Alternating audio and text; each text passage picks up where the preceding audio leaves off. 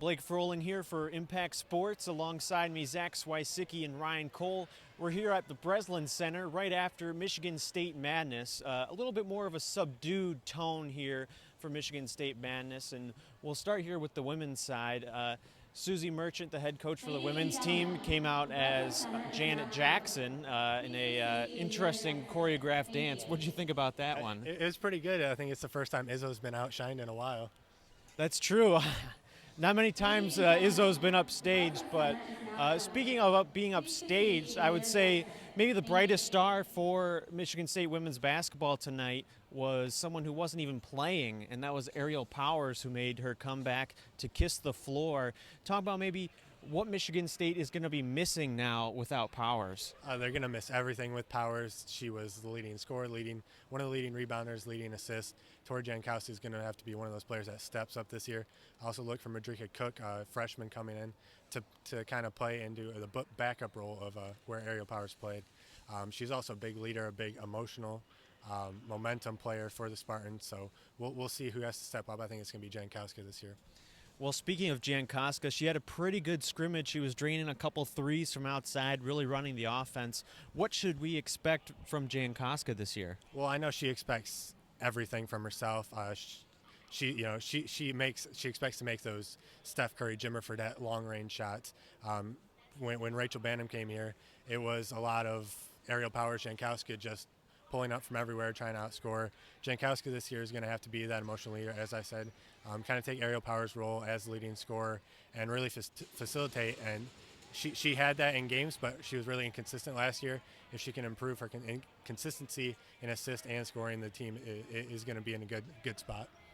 And moving over to the men's side, we talked about the subdued tone, and really Tom Izzo did kind of take that approach. He just walked out wearing the Hall of Fame jacket and ring. What were your thoughts on the kind of change of approach there?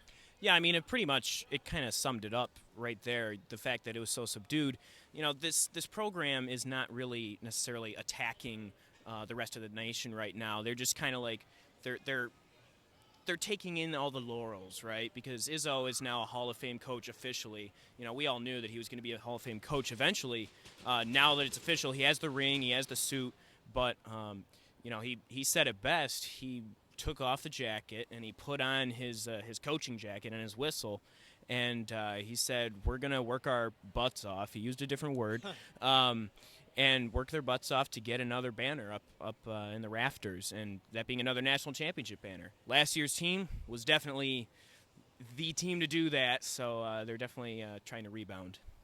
And Michigan State fans got a chance to see one of the shining stars of this freshman class, Miles Bridges, and you tweeted out you were already dazzled by the freshman and just in warm-ups. Yeah, I mean, it appeared like they were testing out this new toy, really, and just playing with him. I mean, it was something to see, really. I mean, he can jump out of the gym. He had 3 just highlight reel dunks in the scrimmage. And, yes, it's a scrimmage. There wasn't really much defense played. It was 45-43 after 20 minutes of play. So I don't think Izzo's happy with the defense. You know he'll find something to nitpick in a scrimmage. But, yeah, Miles Bridges. And he hit 2 threes as well, actually. So he showed he's just quicker than everybody. Quicker and just a better athlete, really. And that's what Michigan State's going to see this year. They're going to be playing with an elite athlete in Miles Bridges. Well, it certainly feels good. Basketball is finally back for men's and women's for the Spartans, both getting action for exhibition games in late October. So we're definitely all looking forward to that. And, of course, always stay tuned to Impact Sports for the latest updates from men's and women's basketball.